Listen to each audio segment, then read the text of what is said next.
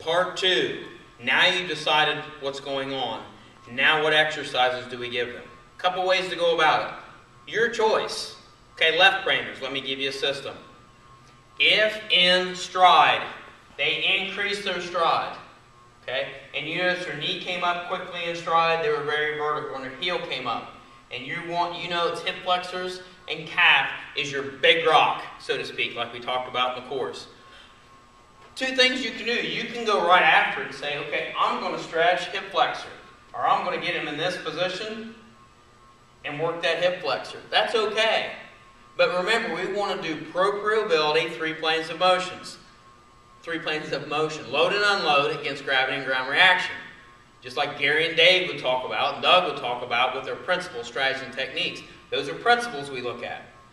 Gravity, ground reaction, 3 planes, load, unload. But we want to also start with success. So if that was tough for them, you could put him more and have them move in the frontal plane, or you get them in a stride stance. Okay, this isn't too much stretch on my hip flexor or my calf. That's not too bad. I feel it a little bit, and then we drive them in different planes. So I could still drive them or move them in the sagittal plane to stretch this in the calf by doing it, or I could even bring in the transverse. So now I put them in a sagittal plane, little bit, so it's not too much stretch. I've widened their stance, so now we have the frontal plane where they're more successful possibly, and added here. So if I rotate this way, I feel that on my hip flexors and my adductors on this side as I rotate here. As I rotate back this way, this hip flexor and this calf, and I'm adding the transverse plane in to even bring in the adductors as I'm standing up tall. I can even reach over this shoulder and over this shoulder to bring in adductors, calves, hip flexors. As a progression, I could go from a squat to a reach, squat to a reach, okay? Or even add lunges at some point, okay? So we lunge and bring those in, lunge and bring those in, as I lose my balance because mine are tight.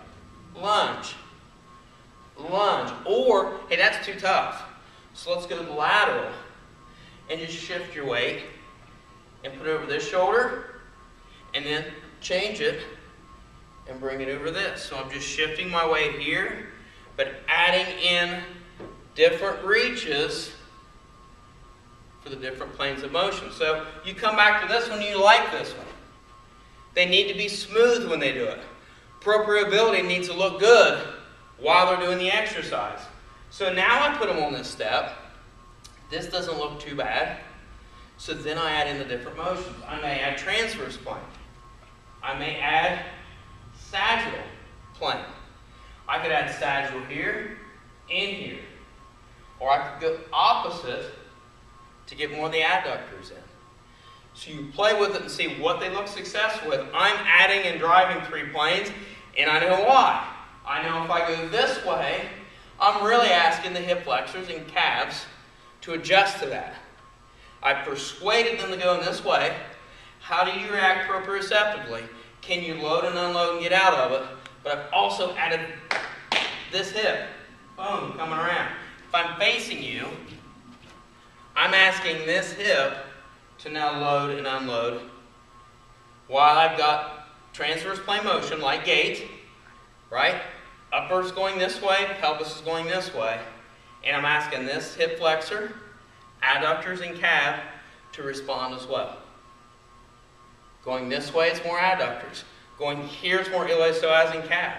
But if I'd asked you that, or Gary Gray would come up behind you and say, why are you doing that? You can say, I really want to get after his hip flexor at this point. Or I want to see how he loads and unloads this hip. Or she. Same with this side. Now it's this hip rotator, this hip flexor, this calf, and how do I add to the motion? If they're not as successful here, if they're losing their balance, they're bending their knee, go in a different plane. And it doesn't have to be this high. It could be a lower step. So just like we did on the floor, now I go in this plane, but I add here, or add here, or even go this way to get more of this adductor, this hip flexor, When I go this way, it's really getting this adductor, even though this one's working too. And here, even more iliopsoas as I get adductors. But that may be more successful, more fluid than the other. I have very tight adductors. This is not as much for me, as you can see. I want to bring in my adductors in more of a sagittal plane and then bring them in different planes. You get me here, you're locking me down. Okay, so we'll go to different planes so I'm successful. Because remember, we're doing only 2 or 3 exercises. For myself, stride stance, foot turned out. We did this in class where I'm getting adductors, hip flexors, and calves, right? In a squat motion, 3 planes of motion. That's number 1 for me. Okay? I'm a runner. I might do a pivot lunge this way.